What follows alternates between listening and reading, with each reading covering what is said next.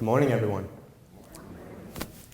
Over 1,000,000 years ago, one of humanity's greatest achievements was introduced into our world.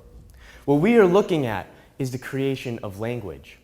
Language has allowed humanity to grow and expand by being able to communicate with others, whether it be by exchanging a few new techniques and ideas or by simply having a conversation. Language has led us to where we are right now. But what happens when it doesn't? Now, one of society's greatest problems today is when words are used in a troublesome manner that denatures a person or degrades their self-confidence. This can be seen in things such as racism, homosexual slurs, insults, and in many other forms. And by using the four-way test, we will see just how much of a problem these words have become. So first off, we will look at, is it the truth?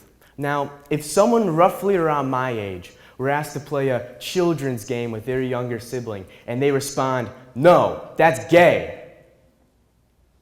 Well, does that actually make that game gay? Well, of course not. And the same goes for when people use discriminating words such as this against other people.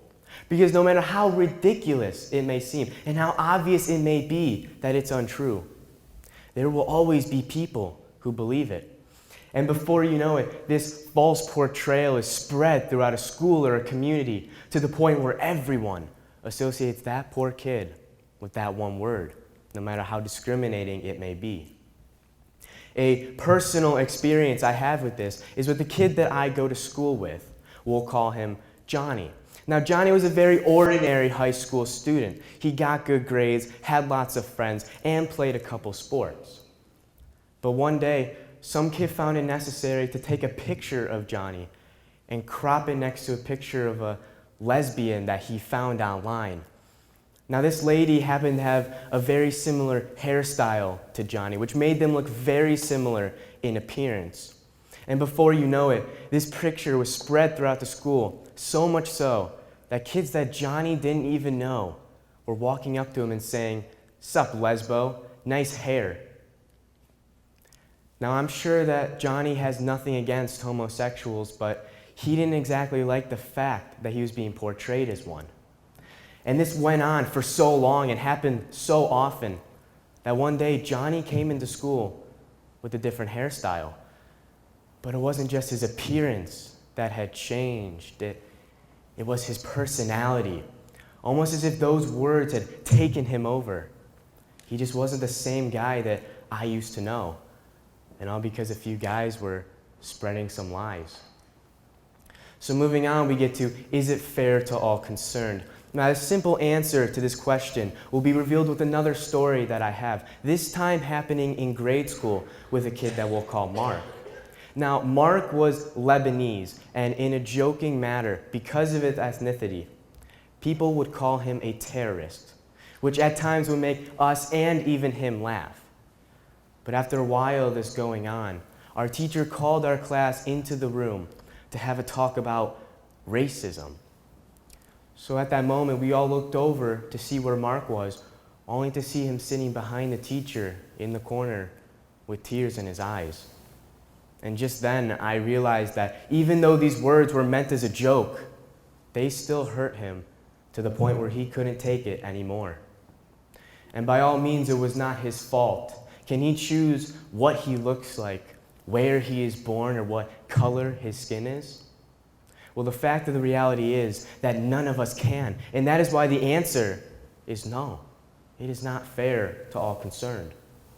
So moving on, the question posed is, will it build goodwill and better friendships? Now, I can assure you that Johnny did not build better friendships, and that Mark did not build goodwill. In fact, these troublesome words have caused the exact opposite. They have hurt both these kids to the points where they've had to break down and cry, or even change their personalities as a way of escaping it.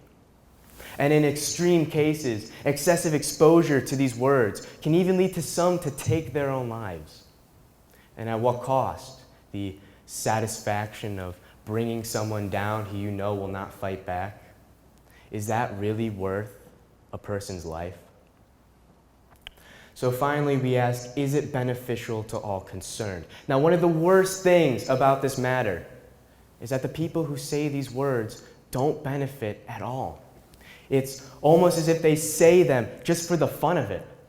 And as for something that taints the truth, is massively unfair, destroys friendships, and provides no benefits whatsoever, the fact that it freely exists today is downright despicable.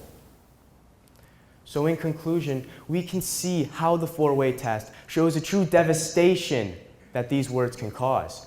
They have hurt every single one of us in some way, shape, or form. And in the ethical viewpoint of right or wrong, we can confidently say that it is indeed wrong. Because I personally, from this point forward, will attempt to eradicate these useless words from my vocabulary, as well as encouraging others to do the same in my part of getting rid of it. Because today is a time to start using words to build friendships rather than destroy them.